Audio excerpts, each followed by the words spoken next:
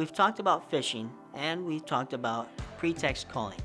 One thing that we haven't talked about are in-person attacks that hackers use to physically breach your facility or building or location in order to get direct access to your network or physical files that may be in a locked cabinet, maybe files that haven't been scanned to digital already. Hackers use a variety of techniques to do this. One of the techniques is to dress up as a specific vendor that they know traditionally have unescorted access throughout organizations.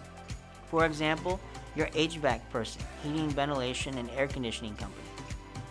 A hacker could come in impersonating a fire official. Someone could come in impersonating pest control. Another example could be impersonating your janitorial staff or your shredding vendor. The possibilities are limitless, and it's important for you to know that not every vendor that comes through is a legitimate vendor. And that's similar to the phone.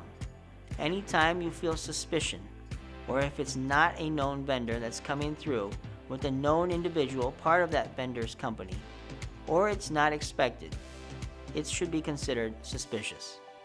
They should be pre-approved by the person at your organization with some type of notification to you via a trusted mechanism that's determined internally for your organization.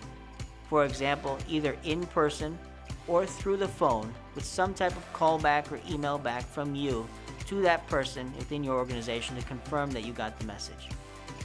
We're going to follow up this conversation with another video that's going to summarize everything we've learned. And we're going to also talk about some attacks that can go even further than the attacks that we've talked about so far. For example, phishing attacks, where we use spear phishing even more.